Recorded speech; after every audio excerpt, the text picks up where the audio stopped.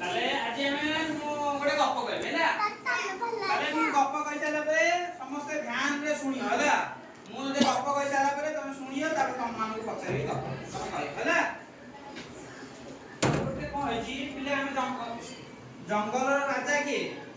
ସିଂହ ତାହଲେ ସେ କଣ ହେଇଛି ସେ ସିଂହ ସିନେ ଜଙ୍ଗଲର ରାଜା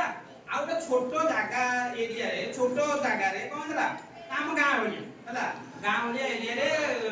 ଗୋଟେ ଥିଲା ହେଲା ସେଠି କଣ ସିଂହ ଆସିବ କି ରାଜା କରିବାକୁ ହେଲା ସେଥିପାଇଁ ସେଠି ସିଂହ ନଥିଲା ତେଣୁକରି ସେଠି କଣ ହେଲା ନା ରାଜା ଖୋଜିବା ପାଇଁ ବାକି ସବୁ ଯୋଉ ପଶୁ ପକ୍ଷୀ ମାନେ ଥିଲେ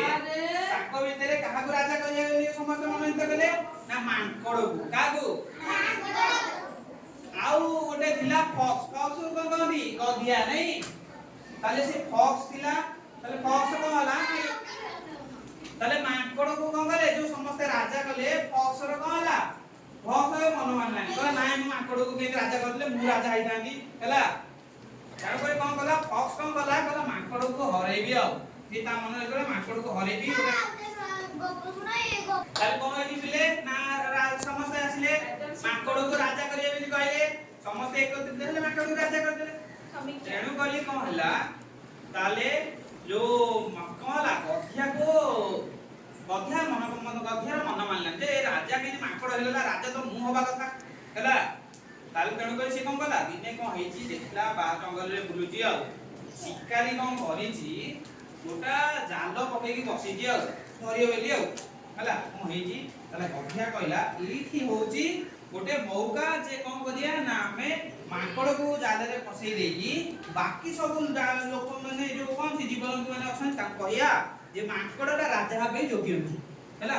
ମାଙ୍କଡଟା ଯୋଗ୍ୟ ନୁହଁ ତା ଜାଗାରେ ମୁଁ ରାଜା ବୁଝିଲେ କି ତାପରେ କଣ ହେଇଛି ସିଏ କଣ କଲା ନା ସେ କଣ କଲା ସେ ଜାଲ ପାଖରେ ଯାଇକି ହାଲକା କଣ ଟିକେ ନା ରାଖି ହେଇକି ପଡିଗଲା କହିଲା ସେ ଜାଲ ପାଖରେ କଣ ଥିଲା ନା ଖାଦ୍ୟ ଲଗିଆ ହେଇଥିଲା ହେଲା ଯୋଉଟା ଖାଇବାକୁ ଆସିବ ହେଲା ଖାଇବାକୁ ଆସିକି ଜାଲରେ ପଶିଯିବ